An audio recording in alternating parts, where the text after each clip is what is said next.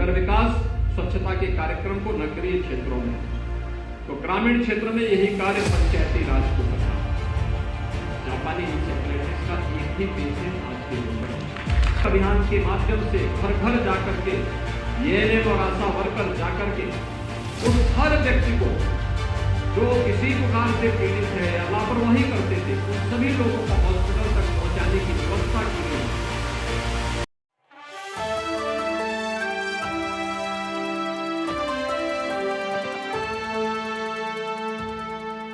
Dengue, malaria, encephalitis, कालाजार, chikungunya जैसी संचारी रोगों के नियंत्रण के लिए इस एक विशेष अभियान का शुभारंभ आज से 6 वर्ष पहले हुआ था। उसके बहुत अच्छे परिणाम हम सबके सामने आए हैं। उन परिणामों को देख करके ही प्रतिवर्ष 3 बार प्रदेश सरकार अंतर विभागीय समन्वय के माध्यम से संचारी रोग नियंत्रण के लिए विशेष अभियान प्रारंभ करती है। अक्टूबर से जनवरी तक चलने वाला यह विशेष अभियान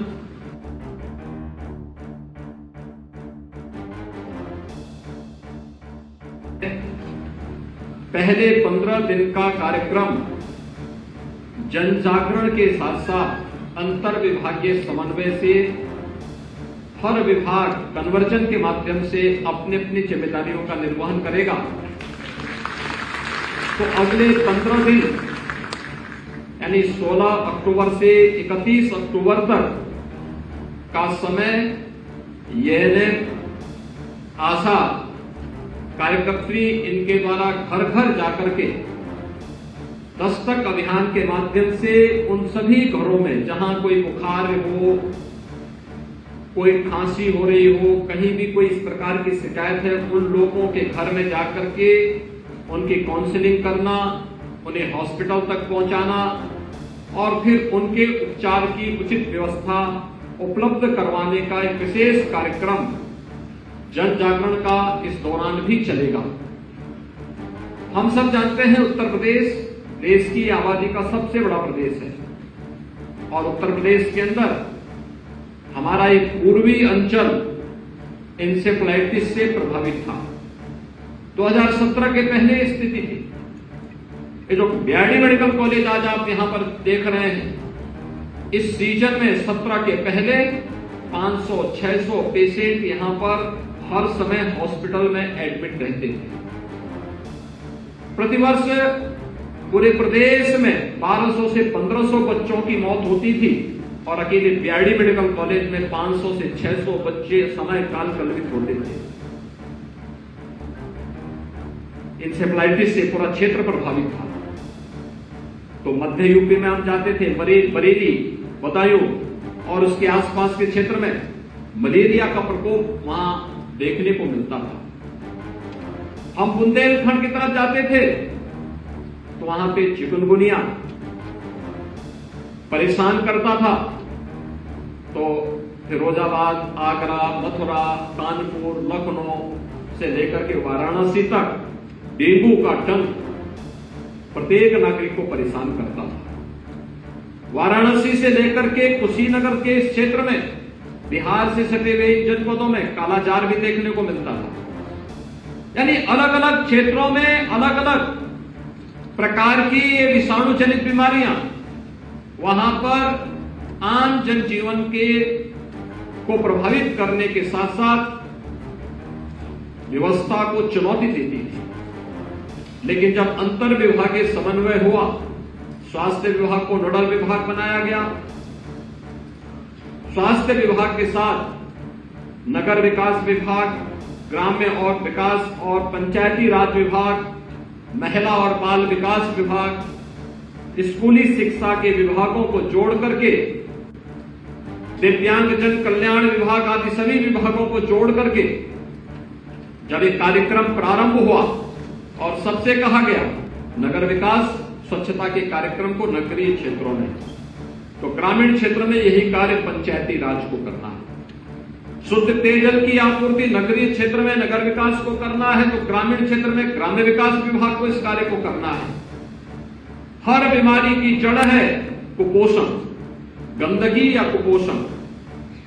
कुपोषण के खिलाफ महिला और बाल विकास विभाग के माध्यम से एक अभियान चलाना और सभी विभागों ने अपनी जिम्मेदारियों का निर्वहन किया, तो परिणाम आप सबके सामने है। परिणाम आज से 5 वर्ष पहले इसी सीजन में अकेले इस बीआरडी मेडिकल कॉलेज में 500 से 600 इंसेफ्लाइटिस के मरीज होते थे और मृत्यु की संख्या भी लगातार बढ़ती थी। जब ये सीजन 15 नवंबर के बाद समाप्त होता था तब तक 500-600 मौतें हो चुकी होती थी।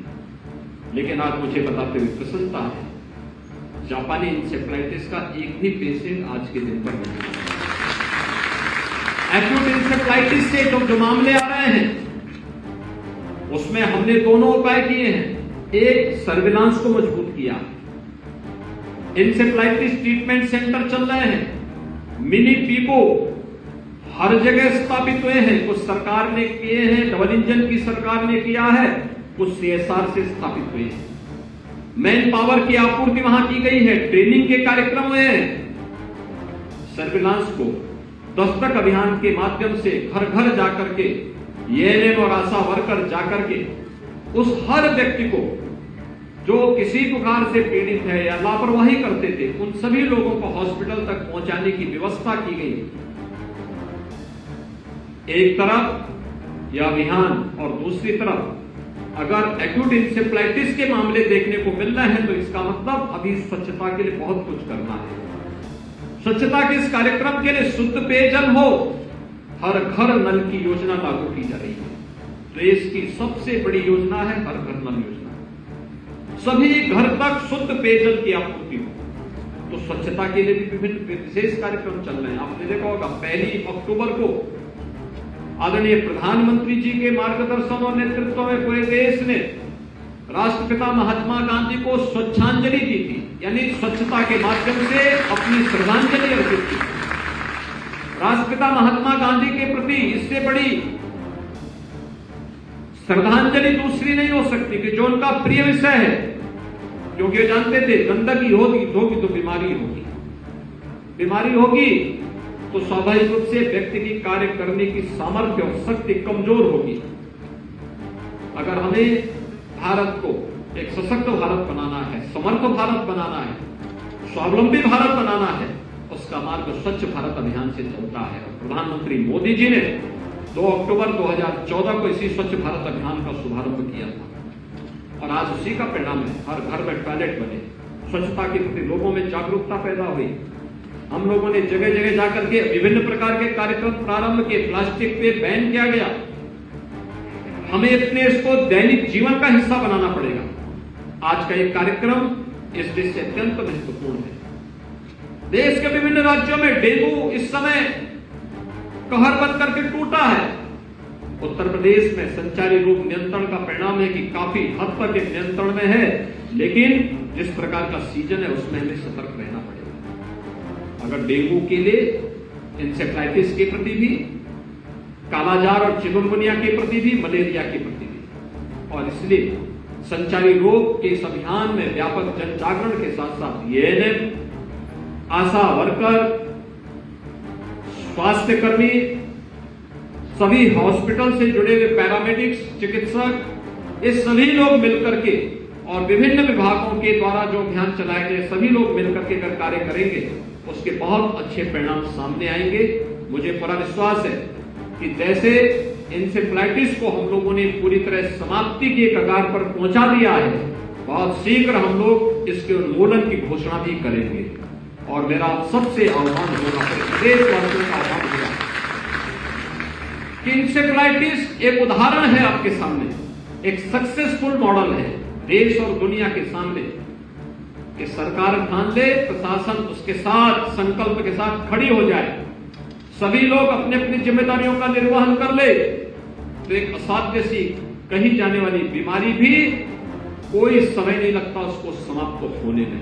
और इंसेफ्लाइटिस का उदाहरण हम सबके सामने है। और ऐसे ही अन्य जितने भी संचारी रोग हैं, इन सब के लिए समाज की जागरूकता, आम जनमानस की जागरूकता, स्वास्थ्य कर्मियों की सतर्कता और हर विभाग अगर अपनी अपनी जिम्मेदारियों का ईमानदारी पूर्वक निर्वहन कर ले तो कोई कारण नहीं कि हम डेंगू, कालाजार, चिकनगुनिया, मलेरिया जैसी संचारी रोगों को भी पूरी तरह उन्मूलन करने में सफल हो जाएंगे। और उस दिशा में बढ़ाया जाने वाला एक कदम, इसके लिए यहाँ पे रीजनल रिसर्च सेंटर वायरोलॉजी का जो रीजनल सेंटर है उसकी स्थापना भी इसी बीआरडी मेडिकल कॉलेज में है। बीआरडी मेडिकल कॉलेज इस मामले में 16 के साथ एक लंबे समय तक इंसेफ्लाइटिस की लड़ाई मेडिकल कॉलेज ने लड़ी और अकेले बीआरडी मेडिकल कॉलेज है जिसमें रीजनल वायरोलॉजी सेंटर यहाँ पर मौजूद है। इस वायरोलॉजी सेंटर के लिए हम लोगों को निरंतर कार्य करना होगा। आज के इस अवसर पर मैं एक बार फिर से आप सभी को इस पूरी लड़ाई में पूरी तन्मयता के साथ कार्य करने का आह्वान करते हुए विश्वास व्यक्त करूंगा कि हम लोग संचारी रोग के लिए चलाए जाने जा रहे इस अभियान का हिस्सा बनेंगे और इंसेफ्लाइटिस को, मलेरिया को, डेंगू को, कालाजार, चिकनगुनिया को पूरी तरह समाप्त करने में अपना योगदान देंगे। दूसरा, इस सीजन में हमें एक और कार्य के प्रति सतर्क रहना होगा। सीजन में क्या, वैसे भी प्रधानमंत्री जी का आह्वान है ट्यूबरक्लोसिस के खिलाफ अभियान। इसके बारे में अंतर्राष्ट्रीय मंचों में मांग भी है कि वैश्विक स्तर से ट्यूबरक्लोसिस को 2030 तक समाप्त करना है। प्रधानमंत्री जी ने कहा है कि नहीं, हम भारत से 2025 तक ट्यूबरक्लोसिस को पूरी तरह समाप्त कर देंगे। इसके लिए विशेष अभियान चलाया जा रहा है और मेरा आह्वान होगा सभी जनप्रतिनिधियों से भी, मेरा आह्वान होगा सभी चिकित्सकों से, पैरामेडिक से, समाज के सभी जागरूक नागरिकों से, अगर आपके आसपास कोई भी ट्यूबरक्लोसिस से पीड़ित कोई बच्चा है, कोई परिवार है, कोई व्यक्ति है, उन सभी को हम लोग गोद लेकर के स्वास्थ्य विभाग के नेतृत्व में चलाए जा रहे इस अभियान का हिस्सा बनाए। इसके लिए दवा फ्री है, खुराक की व्यवस्था भी है और तमाम अन्य सुविधाएं सरकार उन्हें उपलब्ध करवा रही है।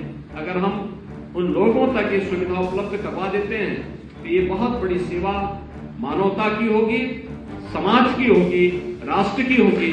इस अभियान का हिस्सा हम सब बनेंगे। विश्वास के साथ संचारी रोग नियंत्रण और दस्तक अभियान के शुभारंभ के अवसर पर मैं इस पूरे अभियान के प्रति अपनी शुभकामनाएं देता हूं। धन्यवाद। जय हिंद।